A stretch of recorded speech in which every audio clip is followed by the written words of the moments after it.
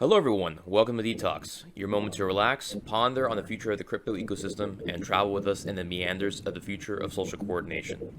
This new podcast is hype and speculation free. We're here to talk with operators and explore the new models that crypto is bringing forth. My name is Alejandro, Head of Communications at Paladin Protocol.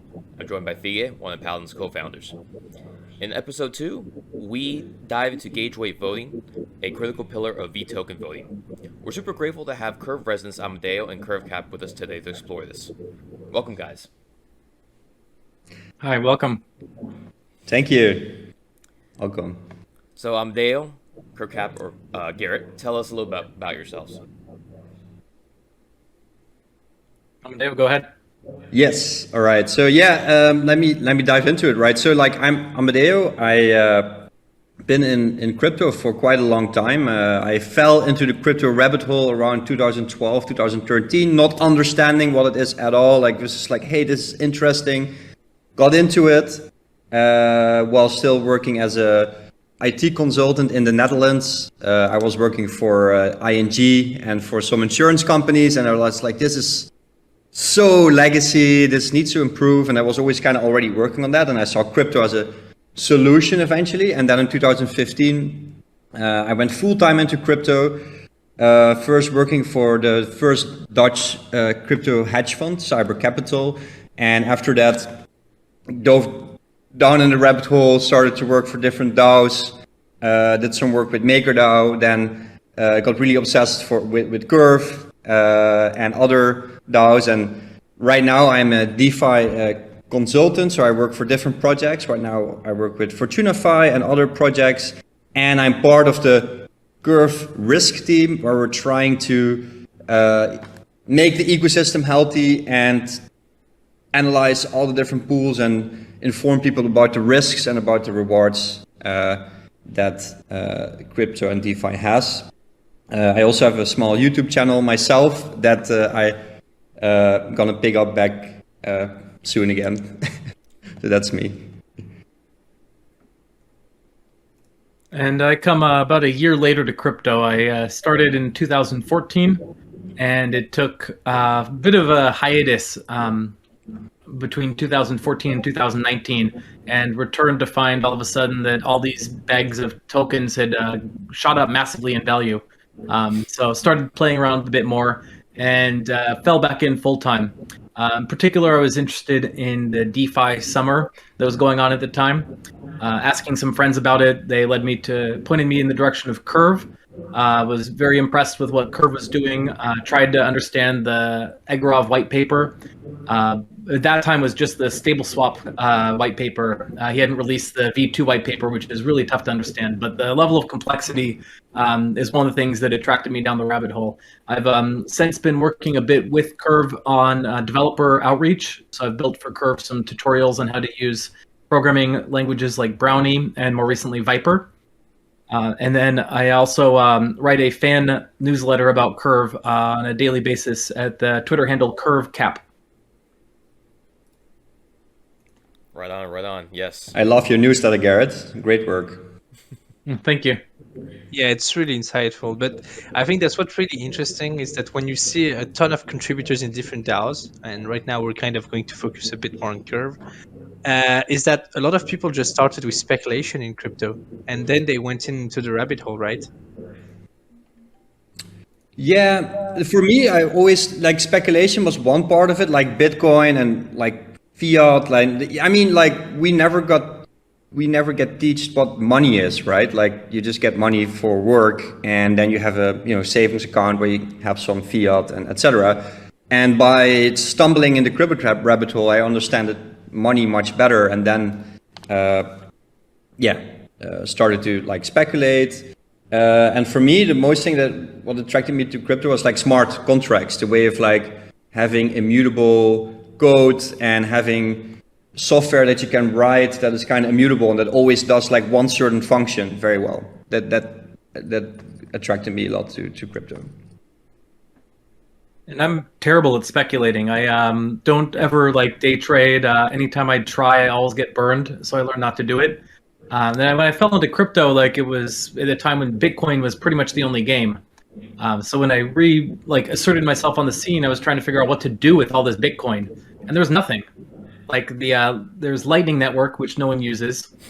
So I was like, well, this is supposed to be this freedom money, and it just kind of sits there. What am I supposed to do with it?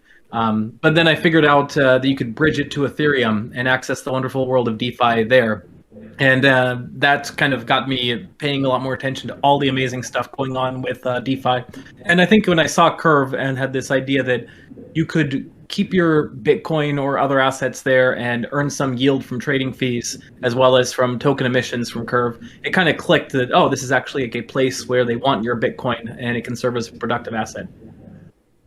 This can be controversial. We might lose some viewers because of that. But actually, I agree very much with you.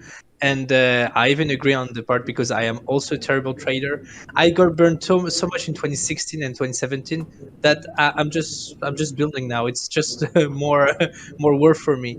But like Amadeo, Yeah, go ahead. No, I was just gonna say.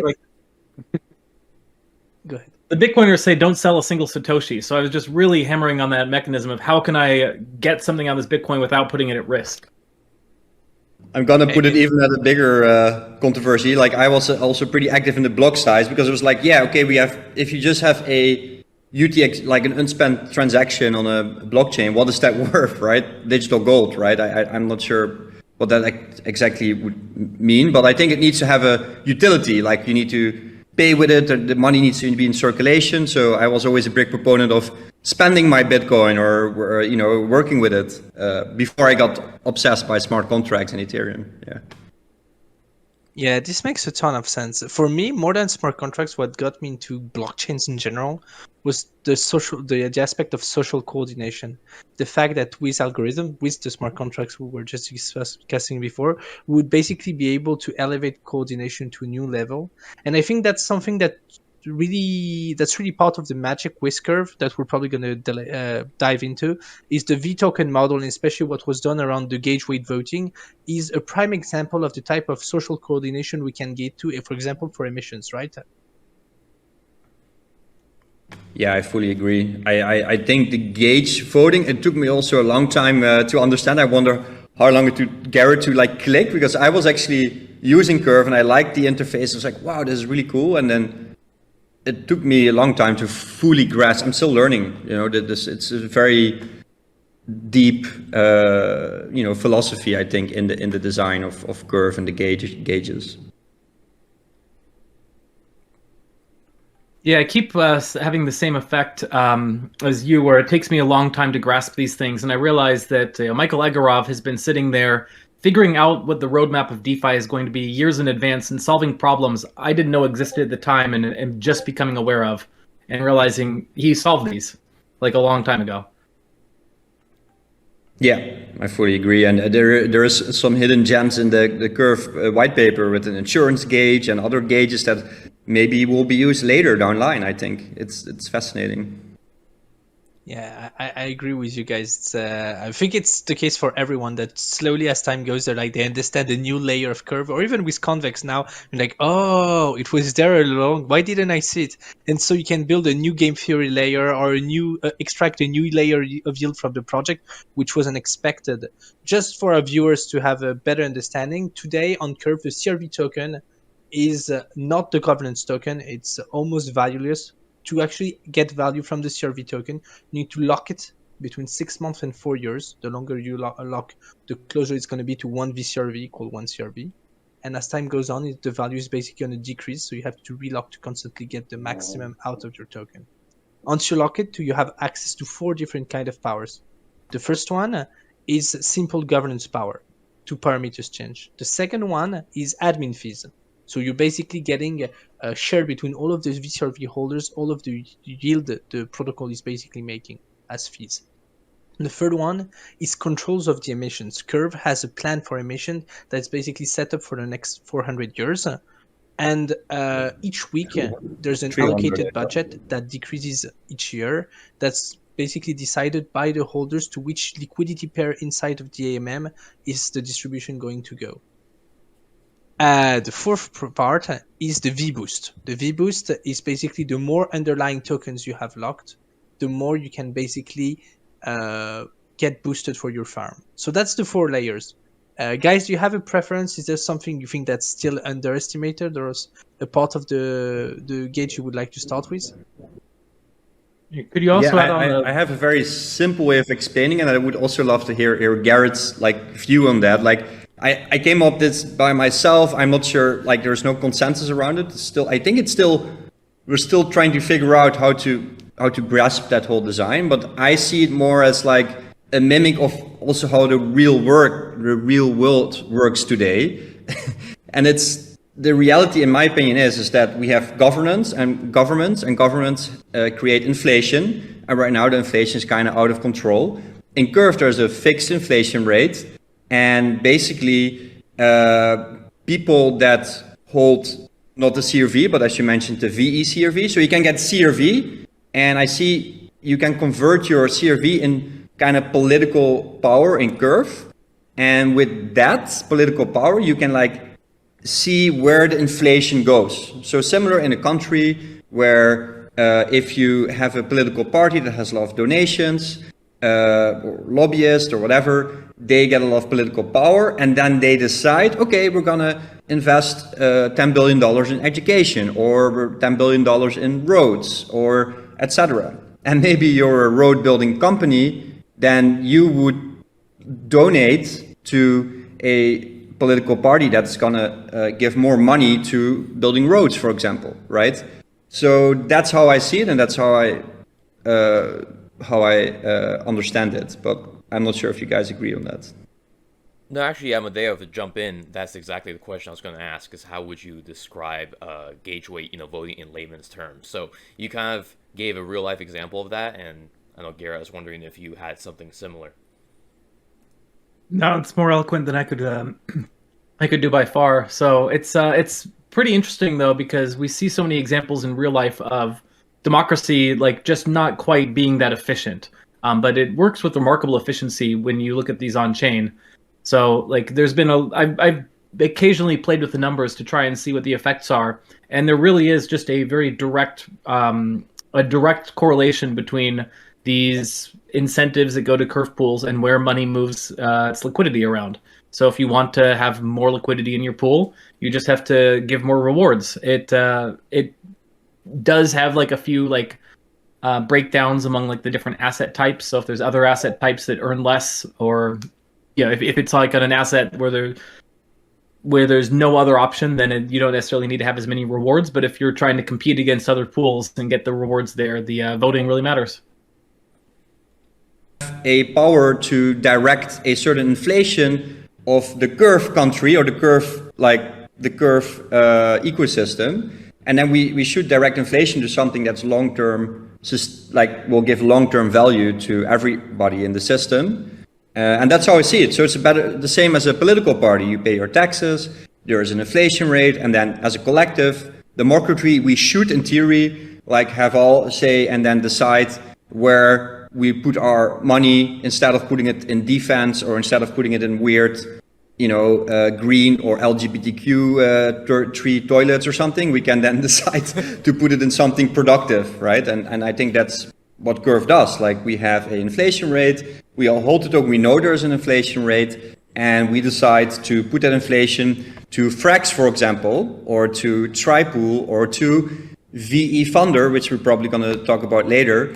And then Frax, for example, will have a good connection to Curve, or Synthetics, which which all got like inflation from CRV. They all integrate their pools and have a strong bond with Curve, and because of that bond, we will all grow together as an ecosystem, or as a communities, so to say. I think the metaphor with states and with cities that you've been doing is very on point.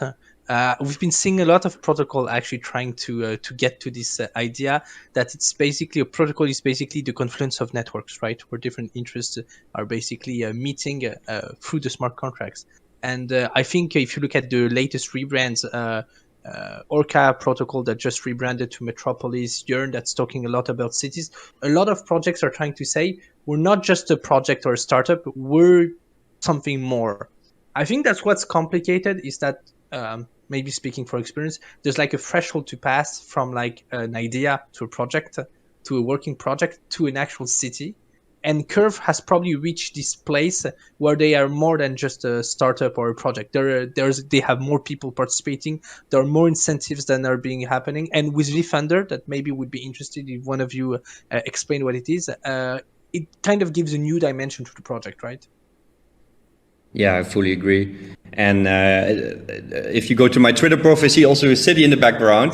That's for a reason. I was working on an illustration of a lot of different, like, I see DeFi protocols as like different siloed off like cities or big buildings. And we're all trying to work together to build one big network that is very strong and resistant, right? Like we don't need to spend the budget on like an army, but I think we need to spend a budget on like a strong network. And because we have a strong network, that is kind of like our defense to any outside threats or something like that.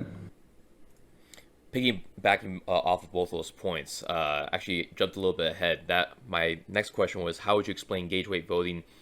Why should gauge weight voting why it's important and why should someone care? And the way you put it as a nation state makes a lot of sense, because when people talk about, oh, my vote doesn't matter, or my taxes don't go to anything important. This is the basis of DeFi and governance of what actually defines people and change from the bottom up, at least from the way I see it. So I wanted to actually deviate a little bit and talk about how Warden, for example, works in that regard. How does Warden help in delegating the curve? I think what would have been maybe more interesting than directly talking about Warden was exactly what you asked about. Basically, what was the point of gauge weights, etc. Maybe Garrett, because you've done a lot of in-depth analysis on the gauge voting. What do you think of it? Like, how important is it, you think, to the success of Curve? So to the success of Curve is a different question, I suppose, than to the success of the protocols using Curve. Curve is fairly resilient, attempts to death spiral it, keep trying and keep failing. I don't particularly foresee Curve going anywhere necessarily, mostly because you have a really good A/B test in the Curve V2 Try Crypto pools, in that they launched the first version and then had a slight bug, so they encouraged everyone to move to the second one. The second one has everything. It has like massive liquidity, great rewards. People use it a lot. And yet at the same time, this Try Crypto 1 pool still exists. It's still accurately maintaining an internal price metric, an internal oracle that correctly tracks Bitcoin and Ethereum in real time based on its trading activity.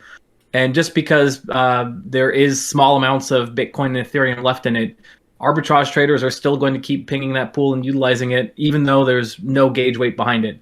So it's this perfect A/B test that kind of shows that even absent the gauge rewards, Curve can still have a viable ecosystem. It's just Curve had this sort of like brilliant tokenomics to distribute its inflation over the course of 300 years and give people a share of future Curve rewards. That being said, it's also entirely possible for protocols to find other ways to bootstrap liquidity. And I feel like there's a lot of options that people are trying. And one of the great things about all these different kind of mechanisms of influencing Curve voting emerging is that as new ones emerge, they can sometimes be very effective. And if people don't know about it yet, there can be a huge opportunity to get cheap action on some of these. So I imagine you probably saw some effect of this with the beginning of Paladin. Yeah, for sure. So I'm starting to think Curve is kind of the arbitrage protocol in a sense, because there are so many different layers of different opportunity when you can arbitrage.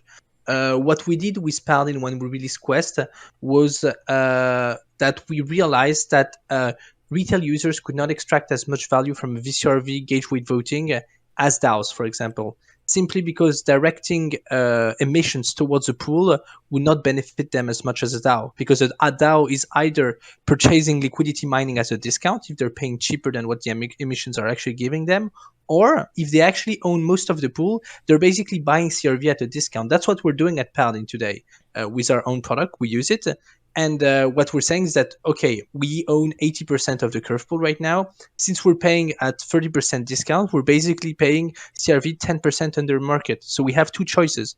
Either we take in profits and we can basically keep the strategy going with some kind of evergreen profit strategy, or we lock in and we keep the scaling the operations, which we're currently doing because we believe a lot in this project.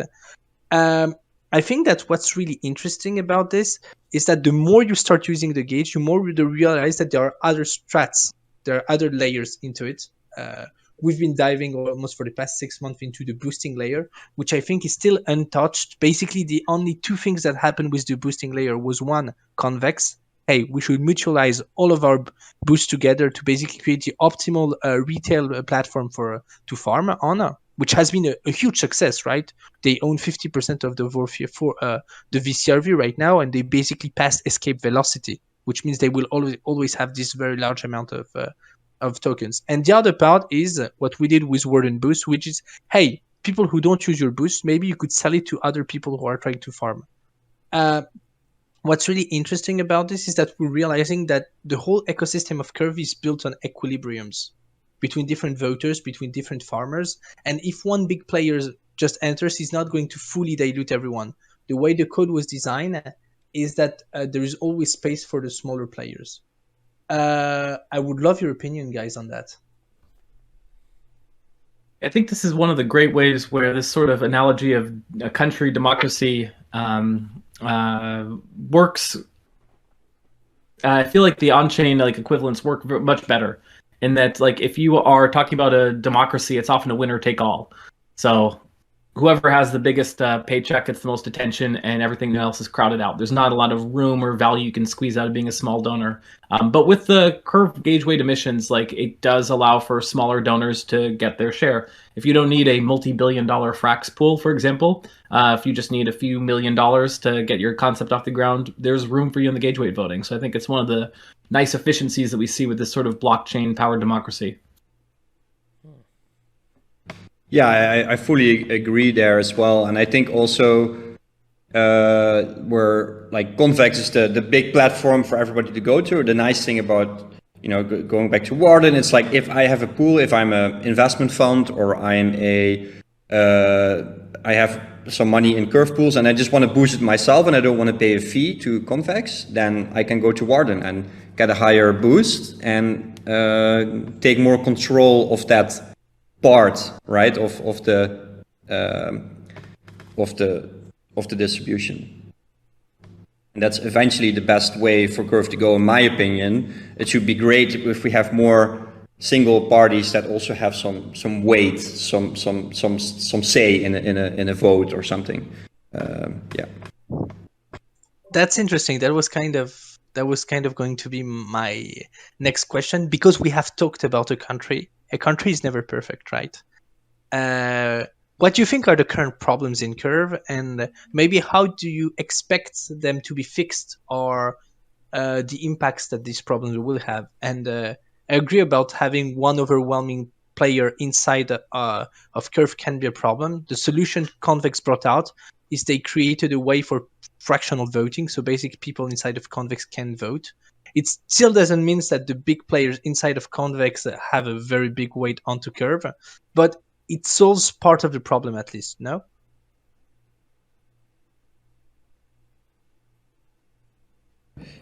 Yeah, it solves part of a problem, but it comes back to the whole, I don't want to zoom out too big, right? But it comes back to the thing, people need to take control of their own lives. They don't need to feel small. I think even if you have, X amount of dollars, you should be able to cast your vote and try to have a say in which weighting or which protocol it goes. And there need to be solutions built, in my opinion, to also give people with smaller vote weights maybe some more power in a way. That would be great. But I don't know how to do that or what would be a solution to that.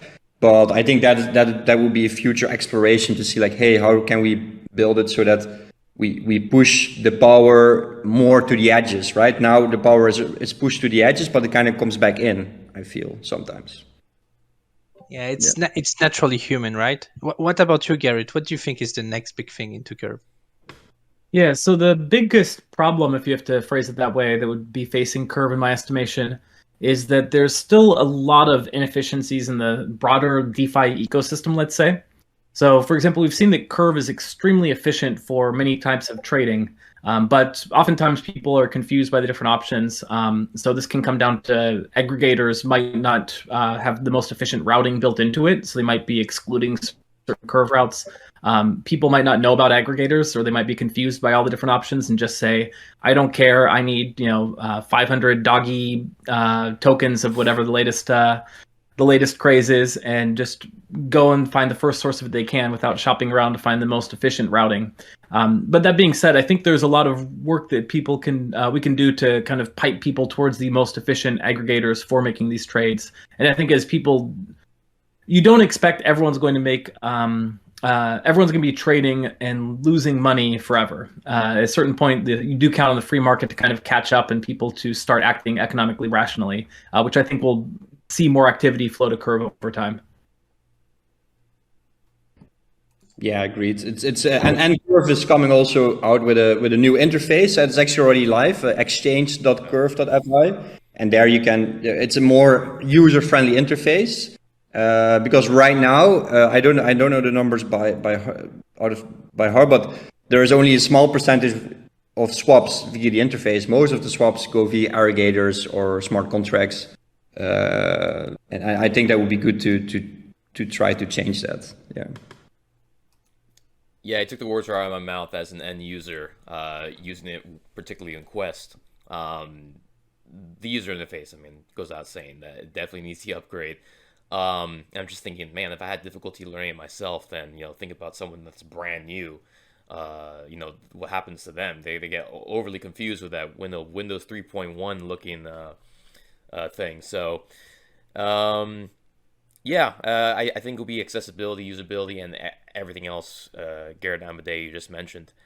Could we just break it back a little bit and describe for the newbies what is the Curve ecosystem like? Can you broadly describe it again in layman's terms? Like, I think it's kind of linked to what we just discussed, the Curve ecosystem, because the only way to simplify the Curve infrastructure and the different utility of these is building an ecosystem, building different portals that are going to get to these different utilities, right? My biggest problem with Curve, and I can say this publicly, is that the Curve pools are not, prices are not displayed on trackers. So it's a huge problem today because you're not able to have your main liquidity pool on Curve because you can't have it tracked. And that's probably the biggest problem that as a project lead you can have on Curve, because you need other pools. The day this is fixed, I think Curve is probably going to skyrocket into use, because they have a lot of different moving parts that make a lot of sense to be the place where liquidity is bootstrapped. One of the biggest fix to all of the problems that we have discussed is building dApps, as I mentioned, around it. So Convex built a way for more retail users to flow into Curve, and that's why they have 75% of the TVL, right? You have different aspects like what we've built with Quest to enable people to basically extract more value from their voting power, from their VCRV, without actually giving out the emissions to other people. So it means that they're basically earning higher APR, which pushes more people to actually lock in their voting power. And this is why when you look onto Curve, you don't just have 10 whales that own 90% of the voting power. You have a lot of different retail users that are actually actively participating. There are hundreds of people voting in the gauge every week. There are thousands of people. I think it's 1,500 voting on the Convex layer every 2 weeks. Curve is the biggest. The gauge weight is the biggest vote inside of crypto on a weekly basis. So I would love to have your opinion, guys, on after this tangent, and I'm sorry, on the Curve ecosystem and this value of basically ecosystem building. Yeah, that's tough to replicate. I feel like on some level, Curve got lucky that it started when it did, because new projects trying to get 1,000 voters per week would have a very tough time getting that meaningful level of governance. But now that there is so much governance activity on Curve, it enables all these extra products to be built on top of it. So I don't necessarily know if there's any insights there other than it was a good model and it came early enough for people to catch on with people. I would say that, but it also gives something to the projects, right? The projects that come in and that use the Gauge and Quest system, they get stability in return, right? So I think that is what a lot of projects that try to mimic the VE token economic model kind of forget always. It's like, yeah, you can have a veToken economic model and redirect tokens, but there needs to be a utility underlying. Like, what are you giving away? Why would people interact with your system? What do they get in return? And I think it was both those combinations. Yeah, one, they were of course early, but the second, they also give something in return to the ecosystem.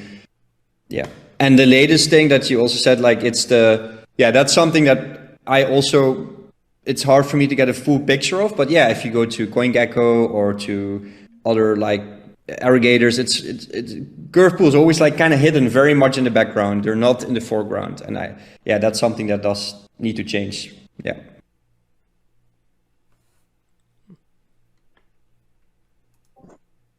Yeah, solve that and save the world. Yeah, exactly. If someone wants to build a DApp, there's probably a way to make this happen. Do it. We will give you a grant. I'm not joking. And Curve will probably also give you a big grant to do so.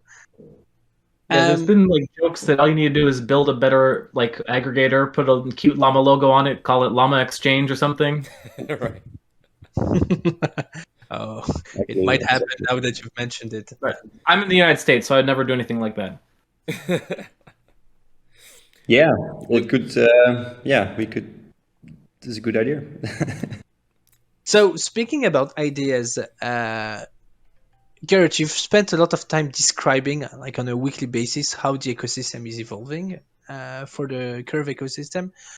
What do you think are the most notable evolution, and what are maybe the most interesting dApps that we're seeing that are being built right now around all of this? Yeah, that's an interesting question, because I feel like when the market tanked a couple months back, it really sucked a lot of oxygen out of so many of these apps that were trying to launch into just a complete wasteland. But we've started to see a few apps reemerging in the past week or two, especially like there's been some new protocols they're launching and getting some traction. But I think, and I'm going to be featuring some of these in some upcoming newsletters, so I won't spoil it too much, but go ahead and subscribe to the newsletter if you'd like to read some of the upcoming ones. But today I wrote a lot about Frax, and I think that not enough can be said about some of the innovations that they're delivering to the ecosystem, because I really do believe that we're at this like very earliest stages of DeFi, where most of the protocols are building out these functions that could be replicated with the 4-function pocket calculator. It's as simple as like, give me a token and I will give you a token back, and maybe there'll be some interest mixed in. But I think there's a lot of complexity that you can actually build into some of these DeFi protocols. Like the analogy, I want to find a better analogy, but when you look at like in Wall Street in like the 2010s, and they're doing all these complex derivatives and like options, and I don't like the analogy because they end up tanking the economy and creating a 10-year recession. But that aside, like some of the stuff that they were building underneath the hood was actually like really incredible stuff. And I think DeFi has the power to be building these complex products, and very few people are actually building complex products like that. So that's where I bring up Frax, because I know Frax is doing some amazing stuff. Like an interest tracking stablecoin is a brilliant product offering for the current time we're living in. Yearn is also doing some more complex strategies. Curve, of course, with their V2 pools and whatever we might see with the Curve USD token, which people are suspecting is going to be very complex. Like I think there's a lot of room for these like really complex products, and it can be tough for people to get them launched because no one wants to put their money into something that's a complex product they don't understand necessarily. So it needs to be launched by a team that's like a really strong track record. But I do think that this is the future is going to be some of these kind of indistinguishable from magic type protocols. A lot of new products there. I actually, I knew about Curve USD, but the others I had not. So, Amadeo, any information on new future products or dApps that may be coming out? Yeah, so there was this really nice overview. I will try to find it, and you see all the different VE models that are kind of succeeding, and you see a Curve with the most interconnecting protocols. And there's a whole overview. There's a bunch, right? The ones that I particularly like is Convex is great, a great platform for everybody just to I see it as they remove a complexity layer from Curve and just make it easier for people to interact with. And then you have I like a Concentrator or other ones as well that just give you a very easy way to compound your yield, and actually instead of just throwing away your voting power for more USD, you actually get more CRV, right? So it converts all your yield to CRV, which then gives you more political power in the new ecosystem that you need to participate in. So that's one I really like. And synthetics is a very old one, actually, one that basically bootstrapped the whole, like, basically I think Curve and synthetics have a very interconnected relationship, and that the Curve Substack, the Curve of the crypto risk Substack, which is an independent risk assessment Substack we talk about later. We wrote a whole article about the synthetic atomic swaps and about the interconnected relationship between synthetics and Curve, and how they work and what they will do in the future. So it's interesting, an interesting read if you want to learn more. Yeah, great call. I forgot synthetics. It's a great one. Yeah, there's so many of them. That's what's really impressive when you look at the whole ecosystem, is that there's a ton of different projects that are either building on top, we're one of them, and different projects that are basically either paying to get access to the gauge because it's their most viable way to get liquidity. And there's so many of these very intricate things that make the protocol more than just a project or a startup, but more something like a city, exactly as we began, right? In the project, in the podcast. Go ahead. Yeah. Well, one thing that I want to add there as well about new products, right? Like, so Curve is developing a new front end, including like a lot of cool stuff. Like, you should definitely check out the new front end. There's a lot of cool stuff happening in the background. This I'm not sure, but I think that it's the whole dynamic ecosystem. That's a cool thing about DAOs. But I think what will happen is that front end will be open sourced, and anybody will be invited to build their own front end on Curve. So that's a little bit of a hashback to what we discussed before. But yeah, everybody should, if they're like excited and want to build a new protocol, like build on top of Curve, build on top of a whole like game theoretical stack that you have, and then you can build on the higher layer and just try to attract liquidity or volume. So apart from new projects that are now building, I would also invite builders to build on top of Curve. I think that's also very important. Yeah, I kind of want to give a shout out to two projects that are being built that haven't made their proof yet, but I think explore very interesting concept. Actually, one of them is very obviously made the proof. It's from the Redacted Cartel team. They've built something called Pyrex, which is basically a way to basically speculate on where the yield is going. I think this is a very interesting concept, and we're seeing they're gaining traction. So it's interesting to see what they're going to be able to build on top of this. And as Garrett mentioned, it is a complex product. Another complex product is something called Conic Finance. So they haven't delivered anything yet. So I'm very curious to see where this is going to go. This is not a financial advice. Please do your homework before going into these kind of projects. However, they basically want to take the concept from Tokamak, which was basically single-sided provided liquidity, to basically enable more efficiency for pairs.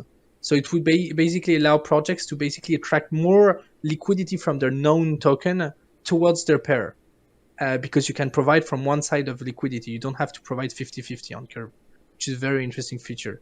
I'm really curious to see where these projects are going to go, and I think this kind of links to the next part, which is maybe going to be more your game, Amadeo. It's about risk management and Curve in general. How does the Curve risk team handle risk? How do you view new projects? What are maybe some advices you'd give to projects that are looking to build onto Curve? Yeah, thank you. Yeah, one disclaimer up front, right? So it's the crypto risk assessments, and it's very important because we want to, like, Curve is a set of smart contracts. It's a DAO, and we're basically a independent risk team that also analyzes other risks. Right now, we also do a lot of analysis for Curve, but in general, the goal, basically is for us to make sure that all the liquidity pools that you will see in Curve will be analyzed, and we have a lot of issues now doing that because it's just so much work. We're trying to improve that. So let me go back a couple of steps. But like, so the crypto risk assessment team analyzes like general like risks in DeFi. You can go to our Substack. There's a lot of different articles. There's also an article about how to basically analyze smart contracts. So if you're interacting with a DeFi protocol, how can you know for sure that the multi-sig is not just like one EOA or something, or if there's even a multi-sig that's not just one address that's controlling this. So how do you check that, and how do you check that the contracts are non-upgradable, right? So what is the difference between something like Curve, where like if you put your money into a Curve pool, that Curve pool cannot just be rug pulled, right? That's impossible. That's just not like technically not possible, or there needs to be a big bug or something. So how do you check that yourself? So that these are the articles that we're writing about. So it's like a general, Substack. I can endorse the Substack. It's fantastic. It's really needed for the ecosystem because there's so many protocols out there. As we see a ton of scams, and no one's really doing the work to keep everyone safe. And the people who do get burned out. The incentives are not there to kind of raise the red flags on things. So it's really important, critical piece of the ecosystem. Yeah, exactly. And I think, Garrett, you actually quoted it very nicely in a tweet of yours, and I actually used that as well myself. If we don't successfully self-protect, self-police, we have no claim to building a superior financial system. And I fully agree with that. And, regulation or self-policing is a very hard thing. And I don't think we need to do that completely. We just need to push people to understand that this is all super risky, and you need to do a lot of your own research, right? And the only thing that we can do as a crypto risk team is to try to take some of that difficult work and do that for people and just put it out there to just enhance the entire ecosystem. That's what we're trying to do at Curve now, at the crypto risk team. Yeah. I mean, the sad thing is 20% of people are that's probably a high estimate, are actually doing that research. 80% of people are just aping without any concern for the risks. So we just really need one or two people to stand up and say, here are the risks. And if that word gets out to enough people, that can make a positive impact. Yeah, I agree. The hardest thing for that is motivation, because you get burned down a lot, and it's so hard to just see all these scams and people making so much money, and then you're sitting there basically for free doing all that work, and then just, it's hard. And the second thing, it's very difficult. So there's a lot of complexity, and I think as crypto risking, we probably need to dumb it down a little bit more. We need to make it like just a simple like 2 sentences, like this is risky, or we need to have like a score, like this protocol is 9 out of 10, so pretty secure, or this protocol is 2 out of 10, so risky, or something like that, right? And that's what we're still figuring out. Like, we have no golden bullet there, and we're still figuring out like how to scale the risk analysis and how to do it in the most efficient way. Sometimes I sit down on protocols, like I sit down and I try to focus and try to build a risk report, but these risk reports take days to build, or even weeks. So it's hard, and I also have other things going on, so it's hard to do that. So yeah, it's difficult, but we're getting there. Yeah. So actually, Garrett, going back to that number, the 80%, 20%, I think there's a good segue into what would be the best way for someone new and also someone that's experienced to enter into the Curve ecosystem? Like, what would be the best practices? I know we went over some of them with the risks, but what else is there that someone should know? Yeah, that's a good question. So for I can only answer what I did, because like that's the only experience I really have, and I think other people have a different mindset towards this. But I'm super risk averse. So when I first started looking at Curve, it was like 6 months before I ever even put $1 into it, because I was like completely, I'd heard all the stories about all the hacks and the scams and everything, and I wanted to make sure I understood it before I did. And I can't honestly say that I fully understood it by the time I actually did start putting money into it, but at least like having done like 6 months, give or take, of due diligence on it. And this includes like, I was writing this newsletter for 6 months about a protocol that I'd never even used. So like the newsletter was in part my way of learning this in public and getting people to step up, because there's no easier way to get feedback than to say something that's wrong on the internet. Because as soon as you say something that's wrong on the internet, you have 500 people like sitting and attacking you, telling you that you're stupid, kill yourself, all those things. So I started writing this and I got all those kill yourself messages. And then once those died down, I realized I was closer to the target. I was like, okay, it must be somewhat close to accurate about this. But I think more than anything else, like through the process, I just researched what other wallets did. The nice thing about the blockchain is that it's public, so you can see what all these big wallets are doing. And when you start to follow some of them, you can start to see their trading strategies and what they do. And when I saw that some of these super whales that have like hundreds of millions of dollars in assets had no concern about putting their money into Curve, suddenly I felt like my $5 would be safe in Curve. Awesome. That was a very good rundown. Amadeo, how about you?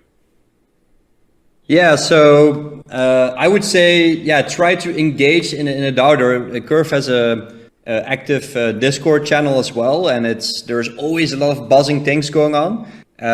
We didn't talk enough about like the VE Thunder DAO, but Gauge. So that's basically going back to the gauges. You have gauges for liquidity pools, but there is also a gauge for basically Curve public good funding, right? So the risk team and the risk reports that we're making get funded via a Curve gauge, right? So there's people voting, part of their political power, of like, hey, we want to vote on risk assessment of pools that will be whitelisted in Curve, right? And then we get a budget and we analyze it and we publish the reports. So one thing I would like to encourage anybody to do if you want to get into the Curve ecosystem is go to our DWork board. I will link that later. And there's a lot of open tasks, and we get a lot of more open tasks there. You don't have to be a coder in order to make a report like that. You can just analyze a protocol, or you could say, like, if you're maybe starting out, you can just maybe do half of the protocol and then ask for some help. I would be happy to collaborate with somebody that wants to learn, and then build risk reports together. Or if you just like what Garrett does, right? Like start a newsletter, start to write a report, start to write a tweet thread. Tweet threads are also a really good way to get engaged. If you want to get engaged in Warden or Paladin or in Curve, just go into it, put your thoughts on paper and write a thread about it. But because everybody is trying to understand these protocols, and if you have some time, just get engaged. And the best and most profitable thing to do in crypto, I think, is self-altruism. So to really get engaged in the ecosystem, do stuff, and you will get rewarded in some sort of a way, I believe. Yeah, that's the best thing we can hope for the ecosystem, right? In traditional finance, we've been very unable to incentivize risk management. The conclusion is that compliance officers, they're forced by regulation. So nation states have to come and say, you have to be policed, you have to self-police. I think we're slightly better than this in crypto. We're not perfect. The question is, how do we build the right designs to reward people who are doing the risk management and doing the actually showing we're going the wrong way when we need to. What you guys are doing, Amadeo, and even Garrett, are things we really need in this ecosystem to actually keep thriving. I think that's going to be a very important part, especially for all the newcomers that are going to try to understand this project. If some people come in and want to log VCRV, feel free to drop by on Warden, have a look at Boost and Quest to extract more revenue, basically get a comfy yield. If not, guys, do you have any last words you'd like to talk about the Curve ecosystem or even about yourself? Yeah, I would like to again invite everybody to the DWork. It's like a Trello board. So go there and get active in the Discord. Go become active in our DWork boards. And I will be there to engage and talk about the risks. And it's a collective thing. and I'm very confident that we can build a better system as long as we take control in our own hands. We cannot just lay back and hope to become rich. We have to work for it. Well said. Well said.